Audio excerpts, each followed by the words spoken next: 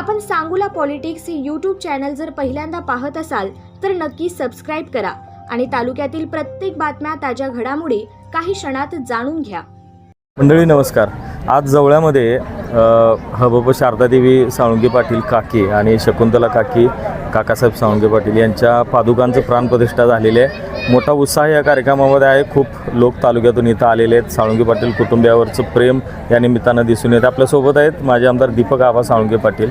आबा, एवढं मोठं नियोजन झालं, कारण कसं वाटतं आबा, कारण इतकं प्रेम आपल्याला मिळतंय सगळ्या ह्याच्यामध्ये? असं आहे की ज्या माऊलींनी आई वडिलांनी आपल्याला जन्म दिला, आम्ही राजकारणातली मंडळी आहोत.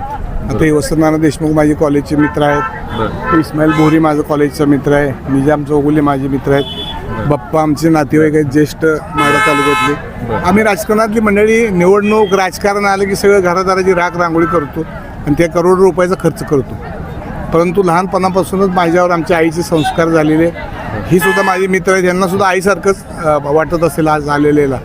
तर आईने लहान वयामध्येच माझ्या आईला वैधव्य झालं, प्राप्त झालं. काका अतिशय आम्ही लहान वयात असताना गेले, अचानकपणानं आमदार असताना. मग आईच्या आशीर्वादानं आम्ही या ठिकाणी मोठं झालो. आईने जे संस्कार दिले, 42 वर्ष पांडुरंगाची वारी आळंदी पंढरपूर चालत केली, आम्हा सगळ्या कुटुंबांना मोठं केलं. अशा माई माऊलीचं काहीतरी पिढ्यानपिढ्या एखादं स्मारक राहावं ह्यासाठी आमच्यातलीच एक 5 एकर जागा ट्रस्टला दिली आणि 10 कोटी रुपयाचा एक प्रोजेक्ट या ठिकाणी राबवायचा आहे. त्यातला पहिला टप्पा 3 कोटी रुपयाचा या ठिकाणी आम्ही लॉन्च केलेला आहे. आई, माझ्या मोठ्या आई म्हणजे शकुंतला काकी कोल्हापूरच्या, लवकरच माझ्या मोठ्या भावाचा जन्म झाल्यावर 3 वर्षानंतर काकी वारल्या आणि नंतर मग दुसरं लग्न माझ्या आईंच्या बरोबर झालं, काकींच्या बरोबर. आणि आम्ही 3 भावंड एकूण आम्ही 4 जण. तर आईंचे जे संस्कार आहेत ते आपली परंपरागत चालावे, पांढरीची वारी कायमस्वरूपी चालावी, ह्या सगळ्या गोष्टी डोळ्यापुढे ठेवून हे पंढरीची वाटचाल भविष्यात चालावी ह्या हिशोबाने हे सगळं केलेलं आहे. परमेश्वराने मला एवढा मोठा आशीर्वाद दिला की हे सगळं पूर्ण करण्यासाठी आम्हाला भरघोस मला यामध्ये यश मिळालेलं आहे. आपण हे आता स्मारक राहणार नाही, कारण एवढं वातावरण खूप चांगलं झालं. इथं ऊर्जा केंद्र बनेल कदाचित भविष्यात या सगळ्या ह्याच्याकडं. आणि एवढं तुम्ही लक्ष घातलंय. बाकीचं स्वयंरोजगार असेल, व्यायामशाळा असेल, अभ्यासिका असेल, काकींचं आता आठवणी जतन केलेले एक म्हणजे ऊर्जा केंद्र राहिले. हे ऊर्जा केंद्र राहावं म्हणूनच हे सगळं केलेलं आहे. जे आईंना अपेक्षित होतं. या ठिकाणी 10 कोटीचा प्रोजेक्ट एवढ्यासाठी सांगतो, पैशाचा आकडेवारीचा काय प्रश्न नाही, परंतु शेवटी आईने आमच्या गोर गरीब दीन दलित सर्वसामान्य कुटुंबासाठी, नातेवाईकासाठी, आमच्या मित्रमंडळीसाठी आयुष्य अर्पण केलं. अतिशय खडतर परिस्थितीमध्ये त्यांनी स्वतःचं जीवन जगवलं. पाहुणे मंडळीला तितक्याच सन्मानानं ठेवलं, मित्रमंडळीला तेवढ्याच. गावची गोरगरिबाची सेवाही आईने खूप मोठ्या प्रमाणावर केली आणि तेच संस्कार आमच्यावर झाल्यामुळं आज मी हा एक प्रयत्न करतोय की आपल्या आईवडिलांची चिरंतन सेवा पिढ्यानपिढ्या चालत राहावं. ही पांडुरंगाची जशी वारी आहे तशी आमच्या जवळेकराची वारी पांडुरंगाच्या चरणी इथून पुढं दरवर्षी आईंची पालखी पांडुरंगाला जाईल आणि ही कायमस्वरूपी सेवा राहील. त्या ठिकाणी आईंच्या नावचा मठ एक मी पंढरपूरला काढणार आहे आणि एवढ्यासाठी हा केलेला प्रपंच आहे. हबप शारदादेवी साळुंके पाटील काकी यांच्या पादुकांचं प्रतिष्ठापना झालेले. शकुंतला काकूंचे सुपुत्र डॉक्टर प्रदीप दादा आपल्यासोबत आहेत. दादा, कार्यक्रम एवढा मोठा झाला, लोकांचा खूप मोठा प्रतिसाद होता, लोक खूप आले होते. भावना काय नेमका, कसं वाटते दादा, कारण इतकं मोठं प्रेम मिळते आपल्या कुटुंबाला? नमस्कार. हा जो कार्यक्रम झाला हा अतिशय नाविन्यपूर्ण, नव्या प्रकारचा आणि लोकांना प्रेरणादायी होईल असा झाला.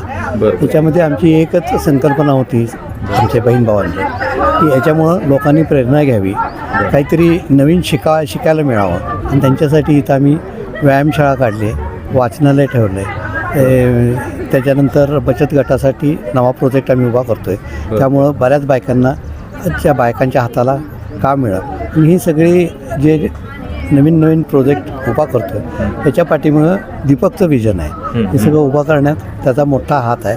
आम्ही फक्त 3 जण, 2 बहीण, माझ्या 2 बहिणी आणि मी, आम्ही सपोर्टिंग ॲक्टर आहेत तसं बघायला. पण मेन जो यातला वातावरण एवढं चांगलं आहे दादा, म्हणजे एवढं चांगलं ठेव. फक्त स्मारक राहणार नाही, आता इथून लोकांना ऊर्जा मिळणार आहे. त्यांनी ऊर्जा मिळायसाठीच केलं हे. काय आमच्या स्वतःसाठी नाही, आमच्या कुटुंबावर प्रेम करणारी जी लोक आहेत इथं अवतीभोवती आहेत, काही दीपकचे सहकारी आहेत, हे सगळे काही ज्या त्यांच्या बचत गटाच्या बायका आहेत हा खूप मोठा संग्रह आहे यांच्या पाठीमागे. बरं. आणि त्यांना काहीतरी नवीन मिळावं काम करत असताना हे फक्त आपल्यालाच मिळून त्याचा काही फायदा नाही. म्हणून सामान्य लोकांच्यासाठी झटत असताना ह्या गोष्टी लक्षात आल्यानंतर ह्या कल्पना एक दीपकला सुचत गेल्या आणि त्यांनी जेवढं चांगलं करायचा प्रयत्न करायचा तेवढं केलं आहे. ते स्मारकचं भव्यच केलं आहे. जवळजवळ आमच्या फॅमिलीत असं कुणीही उभा केलं नाही इतकं सुंदर उभा केलं. बरं. कारण काकींच्या संदर्भात काय आठवणी सांगता येईल, कारण त्यांचं शेवटचं म्हणजे जी सेवा तुम्ही दोघा भावांनी बहिणींनी सगळी केलेली दोन्ही काकींच्या दोन्ही संदर्भात काकींच्या म्हणजे एक तरी माझ्या ज्या आई होत्या हां त्या मी त्या ज्यावेळी वारल्या त्यावेळी मला कळतच नव्हतं. तुम्ही फार त्याच्यामुळे लहान म्हणजे काही कळतच नव्हता विषयच नाही ना. अच्छा. त्यामुळे त्यांच्याबद्दल असं खूप काय मला सांगता अच्छा. येणार. बरोबर. परंतु ह्या ज्या आई आहेत शारदा शारदा काकी म्हणून जे सगळे करतात त्यांचं माझ्यावर म्हणजे ह्या तिन्ही भावंडापेक्षा माझ्यावर खूप प्रेम होतं. मला त्या एक वेगळा रिस्पेक्ट देत होत्या. घरात तुम्ही थोरले होते? दीपकला रागवायच्या त्या चारू जयाला रागवायच्या पण मला अननेसेसरी कधीच रागवलं नाही. उलट मी काय सांगितलं तर माझ्या काही बऱ्याच गोष्टी ऐकून घेत होत्या. त्या कधीही गेल्या जवळातून बाहेर तुम्हाला फोन करून सांगायचे मी अमुक ठिकाणी निघालो आले की सांगायचे मी परत आले. एवढा आदर त्या देत होत्या मला. तुम्हाला राजकारणात जा वगैरे असं काही म्हटलं नाही, पहिल्यापासून तुम्हाला असं हे हट्ट होता तुम्ही बाबा नाही काय झालं माझे जे मला जे संस्कार मिळाले म्हणजे आई वारल्यानंतर मी कोल्हापूरलाच होतो आजोळच आणि सगळे संस्कार जे झाले ते आजोळचे झाले. इकडचं काहीच झालं नाही. इकडचं न झाल्यामुळं राजकारण हा प्रकार माझ्याशी आला. शिक्षण आपण एवढं हे होतं पुढं त्याच मार्गातनं जे साध्य करायचं तेवढं केलं. त्यावेळी प्रतिकूल परिस्थिती होती म्हणजे असं खूप अनुकूल नव्हतं. काका वारले घरची परिस्थिती चांगली नव्हती वाटण्यात. किती वर्षाचा होता साधारण काका वारले? काका वारले तर मी ग्रॅज्युएट होतो BSc झालो होतो नुकतं परीक्षा फायनल देत होतो. फायनल परीक्षा देत पण हे क्षेत्र माझं नसल्यामुळे मी इकडे आलो नाही. आणि दीपक लहान होता. हां त्यावेळी काकासाहेब आमदार होते का? होते की आमदार असतानाच वारले. अच्छा. नव्हे तुम्ही ग्रॅज्युएशनला असताना? हो होते की आमदार होते त्यावेळेस आमदार होते. बरोबर. कारण आता खूप आठवणी जागवल्या जातात काकींच्या संदर्भात काकासाहेबांच्या संदर्भात. एवढं मोठं प्रेम आहे म्हणजे इतकी पुण्यही आपल्या कुटुंबाने केलेली तालुक्यात. बरोबर आहे. पुण्य तर केलेलीच आहे. आता दीपकनं तर याच्यात सगळ्यात मोठं श्रेय दीपकलाच द्यावं लागेल कारण त्यानं समाजात राहून समाजकारण राजकारण इतकं सुंदर केलंय. आता प्रत्येक गोष्टीत यश येईलच अशी भावना नाही आहे आपली. परंतु सारखं लोकांशी निगडीत राहून जेवढं काही करता येईल संपर्क वगैरे सगळं तेवढं ते करतात. ओके. तर मंडळी हे होते डॉक्टर प्रदीप दादा.